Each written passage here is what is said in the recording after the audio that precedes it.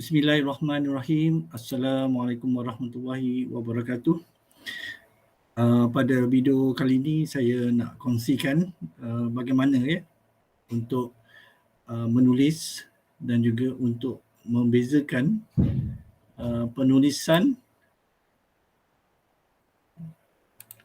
yang berkaitan dengan penulisan rencana akhbar dan juga rencana majalah. Kita cuba tengok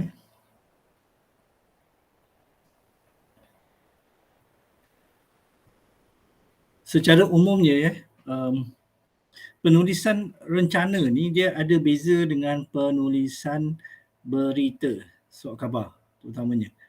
Berita surat khabar adalah berita yang ditulis pada hari ini untuk disiarkan hari esok, atau berita yang diperolehi dan berdasarkan maklumat yang ada ditulis dan disiarkan, sama ada kalau dapat pagi tadi mungkin petang dah dikeluarkanlah beritanya secara online terutamanya, atau sebab surat khabar beza surat khabar biasa diterbit satu hari sekali. So berita hari ini biasanya untuk hari esok. Tapi kalau yang secara online, biasanya berita hari ini pagi tadi, petang dah dikeluarkan dipublishkan, diterbitkan secara dalam talian. Tetapi penulisan rencana di akhbar biasanya adalah rangkuman isu-isu yang berlaku, isu yang paling menarik, isu yang paling disukai oleh pembaca. Contohnya isu baru-baru ni berkaitan dengan banjir yang banyak berlaku di beberapa negeri, seperti di Selangor, di Negeri Sembilan, di Melaka pun berlaku, di Johor, di hampir keseluruhan Semenanjung. Jadi dia adalah banyaklah isu-isu yang berbangkit dan dia ditulis dalam bentuk rencana dalam satu minggu. Okey, saya ada ambil contoh di sini. Kita boleh tengok perbandingannya secara ringkaslah. Ini adalah satu perkongsian video yang dibuat secara ringkas. Kalau tengok di sini, rencana akhbar, kita boleh gunakan intro di sini. Baru-baru ini negara dikejutkan dengan amaran daripada Jabatan Meteorologi Malaysia berkaitan banjir besar yang dijangka akan melanda negara pada akhir Disember ini. Akhir Disember inilah, maksudnya berita ni telah ditulis pada Disember yang lalu.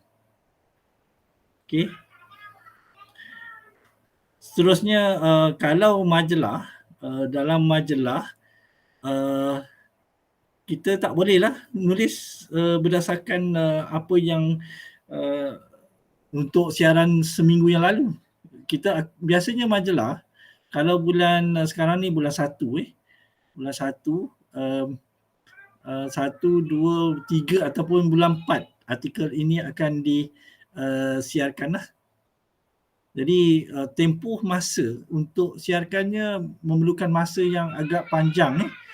Jadi masa yang digunakan untuk siarkannya biasanya akan, kalau bulan 4 isu mengenai bencana banjir, dia sudah tidak menarik lagi ataupun isunya sudah basi. Jadi biasanya isu yang akan ditulis dalam majalah akan lebih mendalam, lebih detail, perlu kajian yang lebih mendalam.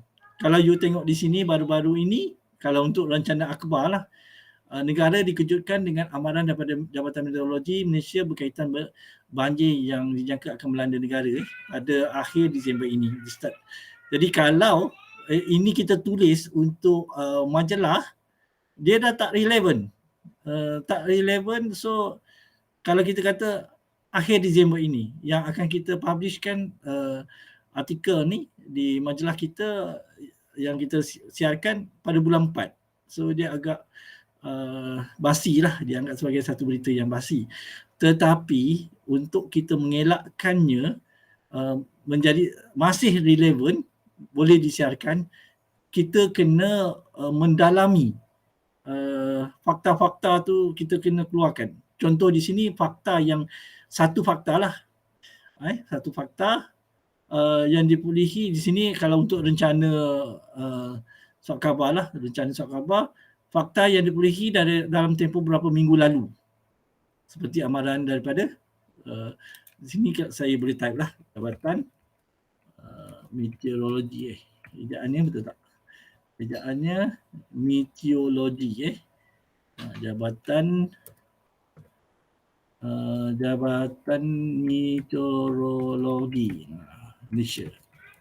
Jadi di sini kalau kita tengok di sini fakta yang ditulis dalam untuk rencana surat khabar, dia adalah dalam tempoh seminggu tu. Jadi dia fakta-fakta kejadian apa yang berlaku dalam seminggu tu. Baru ni kalau kita tengok fakta dari segi ramai yang mempertikaikan.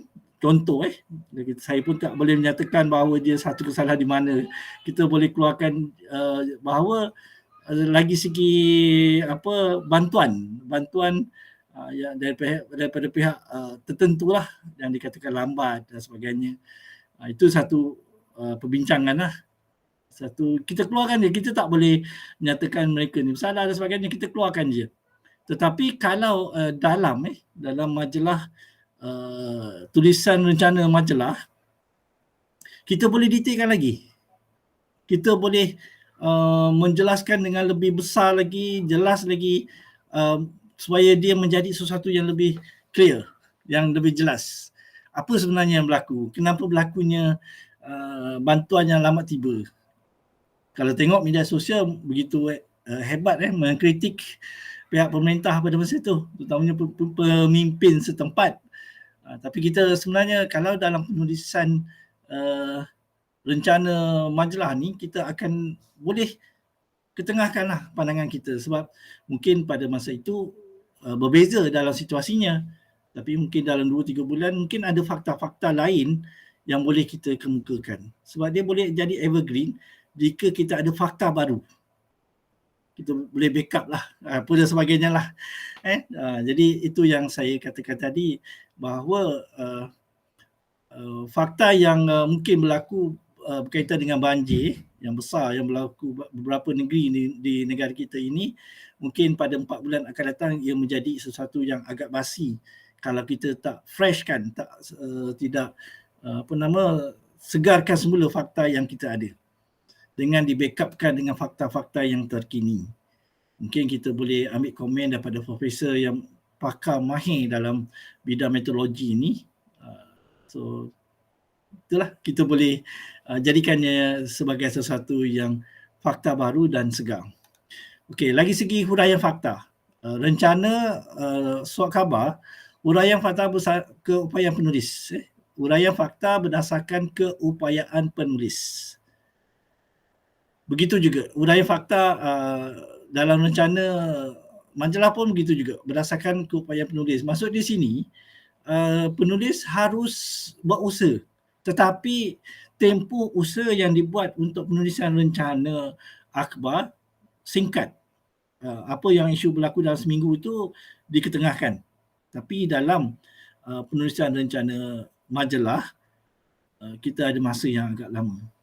Biasanya kalau bulan 1 sekarang ni, 17/1 masa rakaman ni dibuat, mungkin bulan 3 nanti akan diterbitkan artikel kita. So kita ada dalam sebulan untuk buat research dan pastikan fakta huraian kita itu berdasarkan fakta baru yang boleh memberikan kepuasan ataupun knowledge yang baru kepada pembaca. Sebab dalam penulisan rencana ni, terutamanya rencana majalah ataupun rencana akhbar, yang penting memberikan kepuasan kepada pembaca, khalayak kita tu. Okey, seterusnya, kalau tengok sini saya ringkaskanlah penutup bencana alam, terutamanya banjir besar yang melanda negara sejak beberapa tahun lalu, seharusnya dijadikan iktibar bahawa menjaga alam sekitar adalah tanggungjawab semua pihak. Sikap menyalahkan pihak lain haruslah dihindari dan permasalahan ini haruslah diatasi bersama. Ini pandangan saya lah bila saya nak buat penutup untuk penulisan rencana akhbar.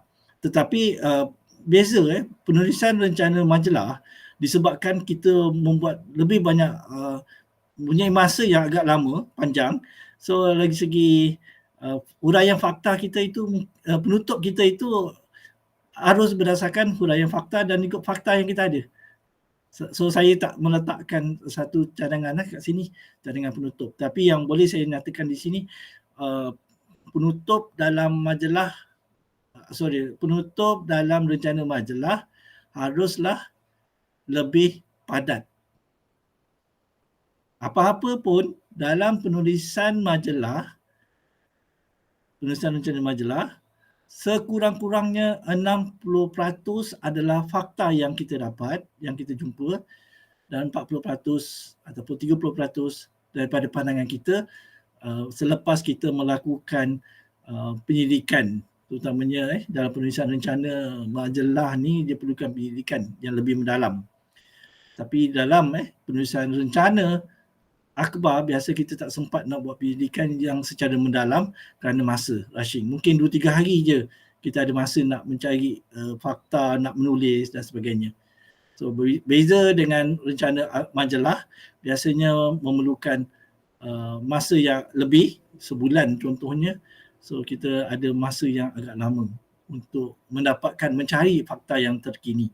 Kalau kita nak cari sejarah negara kita pernah mengalami banjir besar start kurun ke-19, saya rasa boleh dapat tu, boleh cari. Tapi makan masa lah, tak boleh ya sehari 2 hari kita terus dapatkan. Mungkin ada koleksi menyimpan dan juga lebih detail lah. Kita boleh buat dalam bentuk carta graf, carta pie ke apa semua, fakta-fakta yang kita dapat.